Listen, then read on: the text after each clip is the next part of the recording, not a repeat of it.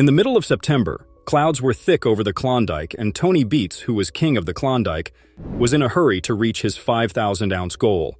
His trial didn't lead to anything, though. After finding this scary thing during the gold rush, is Tony Beets' life over? Let us find out. It looked like a big problem as soon as they started digging, but Tony was still hopeful. His main goal was the 80 pup cut, where more than 500 oz of channel gold had just been found. As long as Tony could keep the gold coming in, the veins looked good and paid well. Tony only had 900 ounces though, and the weather was making his plans fail. As it rained, the field turned into a messy mess. No matter what, Tony, who was used to being in charge, couldn't help but think about how it would affect their work. He knew just how dangerous it was, and now he had to face a new truth. This man's drive really moves me, but this task was a lot bigger than his. Tony had already planned to work 24 hours a day, 7 days a week, 12 weeks ago. This showed how determined he was to get through anything that stood in his way. He did things like double the flow of water from the trommel to fit in with the area. It was definitely an even bigger risk. It was a simple goal: get more gold. Tony was responsible for things that happened earlier in the year because he was always eager. Still, the settling ponds weren't strong enough, and there were already signs of trouble there. Over the radio, the team said that several dikes had been broken. Tony had to make a tough choice. He had to shut down the business so he could raise and secure the dikes. In the gold rush, it took a lot of time to make the move that had to be made. They worked hard and sweated to keep water from getting where it shouldn't, because the 80 pup cut had to happen right away. Once more, the water levels were going up and Tony was against them. He couldn't let the weather decide how much money he made in mines. He told you very clearly that you shouldn't mess with your ponds. Tony told his team that they needed to start working on the project right away. Nick, a trustworthy member of Tony's team, was told to keep a close eye on this needless piece next to the pump. It never stopped raining, and the water kept coming. Tony clearly cared a lot about the dikes, and everyone needed to move quickly. He thought about how hard things were for them, and was afraid that he would sink. I believe that being patient and alert are the best things to do in this case. Nature was fighting back, and Tony was in the middle of it all. It became clear that looking for gold wasn't a fun game of cleaning bright little chunks on the patio. It was a battle with time, the weather, and AM's moods that were always changing. When I think about these problems, I can't help but wonder, will Tony Beets be able to get to his 5,000-ounce gold goal? Of course, the 80 pup had its own sparkle, but rain and rising water were against him, so his chances were not good. He was fighting to stay alive while the sound of machines could still be heard all over the area. Their digger got stuck in a settling pond. Tony knew that they would lose a lot of money every day if this big machine couldn't do its job. They had no choice but to stop. Sure, it was a bother, a huge trouble, and there was no doubt that the digging would have to stop until the problem was fixed. But Cousin Mike found a way to make things better. He tried his best when he got there in the morning, but his digger ended up going straight into the water. This caused more trouble. Tony and 2 other excavators went on an emergency rescue because they needed to find a way to help. They worked very hard, but it didn't help. It was time for troops, and Tony didn't think twice about sending in the 18T D6 dozer and the huge 115T D1. The question then was how to get that refuse-to-move backhoe out of the bog. Tony made a plan that worked perfectly because he had been digging for a long time. The first thing that had to be done was to pump out the water. To do this, the D6 dozer, a big piece of machinery, was used to push fine tailings into the pit and make a ramp. The plan was to level the ground under the stuck digger so that the big wrestler could pull it out. The colossal 115T D1 850 horsepower rescue mission star was then sent out on patrol to see if it could help. Tony came up with a way for the D11 to drive up onto the strengthened ramp, making a base for this big machine to stand on. The goal was clear: get the 220 loaders out of the mud. It was clear that things were very bad and that time was running out. But each choice came with a price. Tony Beets knew what the risks were and thought about how to fix the problem. I couldn't help but wonder if Tony's plan would work. When the engine started to roar and the machine started to turn, everyone had to help out. This was a battleground between people and nature. It was not easy to get a digger out of the ground. It was also hard to deal with things that didn't go as planned and gain skills and experience in the tough world of gold mine. The loss that Tony Beets was going through could be heard throughout the mines. The water had to be pumped out so that the digger could be taken out. It surely acted as a challenge to the muddy swamp of crisis that had caught Tony's mining business. Tony Beets, on the other hand, was not the type of person to give up. He thought they were going to get a little further along. I think things were starting to get better. The screen showed scenes of relief workers getting the stuck digger out of the way. The D6 dozer was hired to move the tailings, and a simple ramp was built to help with the rescue. They had to walk a fine line between machines and nature, and Tony Beets was determined to be in charge of it. The setting pond became less like a bog as the plan moved forward. He noticed that things were going in the right way. Exploring this swampy area visually also showed how hard things were for the workers on Paradise Hill. As the work with the backhoe went on, I couldn't help but wonder if this was another waste of Tony Beets' time. On top of that, the constant enemy Klondike weather has already slowed down work on Paradise Hill for a whole week. Even though things were getting tougher, Tony was still focused on his 500-ounce goal and stayed positive. Earlier, the backhoe problem caused them to lose about 2 hours of work. It looked like Mike's cousin was to blame because he drove the digger into the mud by accident. When Tony replied, he didn't mince words and said that Mike was stuck because the other person wasn't paying attention. With an operation being held up and a digger getting lost, will Tony Beets and his crew be able to bounce back? It was clear to him that some of his problems were caused by not paying attention to certain things. Some people made the situation funny by telling him he had to describe everything in English, Dutch, or Finnish. The task of rescuing Tony from tough situations naturally improved Tony's engineering skills. As the show goes on, all we can do is admire how strong Tony Beets and his team are. Tony Beets had to deal with this horrifying discovery. Could he get past it, or was it really the end for him? They were going to weigh the gold to see if they had reached their goal. Tony Beets was kind of riding a number-based roller coaster. It meant a huge amount, and the number of ounces meant even more.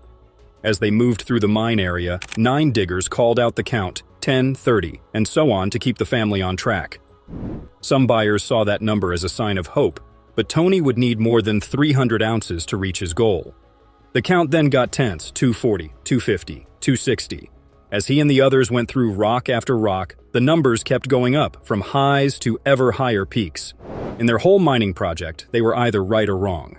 The ounces kept coming, 350, 360, and more. In 1987, more than $500,000 was made. It was worth $850,000, taking their total to 4,006 ounces. They worked very hard for 6 days and got a great result. The 80 pups crops helped with the success in some ways. Even though Tony knew that, at least they knew what 80 pup could do. Things have been going well with that for a while now. Tony looked into the future to see if he could get an even better number. That's why it didn't matter if they had to sling for a day. As long as gold was flowing, that was what mattered. The gunslingers didn't have any trouble with it. It was clear that they were successful, and Tony could only say that if it paid well, then it was fine. It was very hard to understand, and I was afraid that the weather would get in the way of Tony's plans. Tony was pretty happy with the outcome. It was so clear that the characters were friends and had achieved success together that it made me feel like I could relate to the miners who were fighting nature to get gold. At least for now, the never-ending search for gold has paid off. Watch my older movies if you want to learn more about how the world is changing all the time, such as jewelry and clothing. His jewelry company exploited the timeless appeal of gold and precious stones, providing customers with beautiful pieces that conveyed his mining passion and craftsmanship. His clothing firm focused on a small market of outdoor lovers and thrill seekers who were looking for durable and stylish clothing for their adventures in nature. What makes Parker stand out among other entrepreneurs is his ability to identify untapped market niches and use them advantageously. He can distinguish himself from competitors through innovation, creativity, and strategic thinking. Parker's business journey is truly unique due to his willingness to take risks and face challenges boldly. Starting as a teenage miner, he has been through a lot of struggles and disappointments in his life, but continues to explore new possibilities and motivate others to do the same. His strong work ethic, unyielding determination, and commitment to quality make him a true asset to the communities where he operates. Throughout his journey, Parker's family has always been there for him. His grandfather, John Schnabel, was a very big influence on his decision to pursue gold mining. He was never stopped from pursuing his goals by his parents. With dedication and perseverance, nothing is impossible for Parker. In 2016, Parker's grandfather, John Schnabel, died at the age of 92. Despite the pain of his loss, Parker's determination burned brighter than the weight of his grief. He returned to Porcupine Creek, where he had acquired mining skills from his grandfather. He knew that his grandfather would have expected him to continue his family tradition, to keep the dream of gold alive. Parker's new mine in the Yukon Territory was a labor of love that started with his grandfather's teachings and was continued by his unwavering dedication. When the first golden specks were found on the ground, it was a victory that had no comparison. Parker's quest was not finished yet, and the path ahead was riddled with difficulties and obstacles. He never hesitated from his determination to succeed and found inspiration in the memory of his grandfather and the knowledge that he was following a proud family tradition.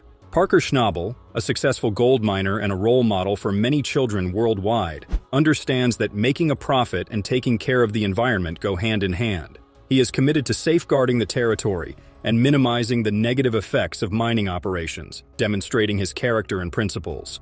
Responsible mining is not just a marketing slogan for Parker, it is a lifestyle. He realizes that mining can have a severe impact on the environment, from habitat destruction to water pollution. He has decided to do everything he can to minimize the operation's impact on the environment. Parker demonstrates this through the application of rigorous environmental rules at his mines, such as recovery efforts and water management strategies. Parker's environmental management is not limited to the fulfillment of environmental regulations.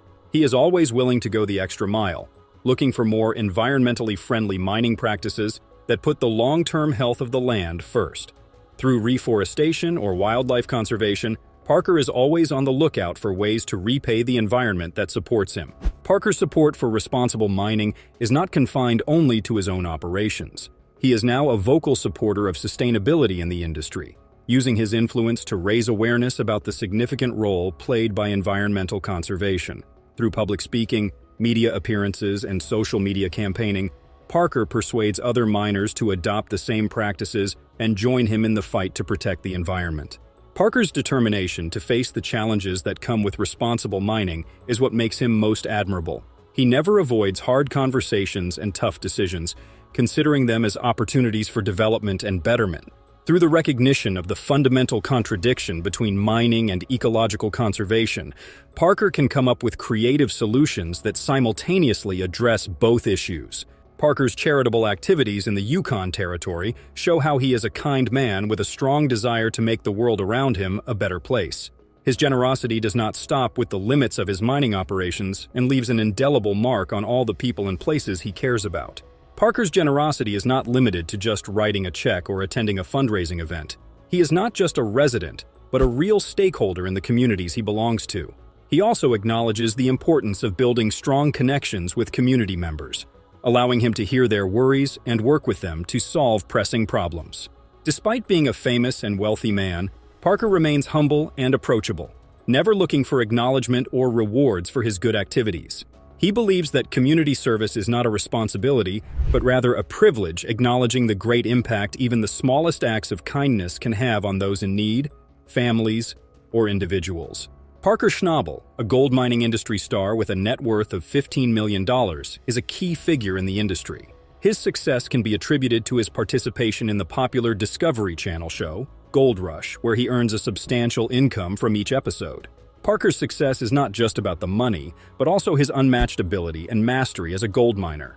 His fans have been glued to their screens for weeks, cheering him on unconditionally. In addition to his Gold Rush earnings, Parker has diversified his income through other ventures that include entrepreneurship. He has opened his own mining company and created a jewelry and clothing line, proving his ability to spot opportunities quickly. These enterprises define Parker's wealth and make him a force to be reckoned with in the business world.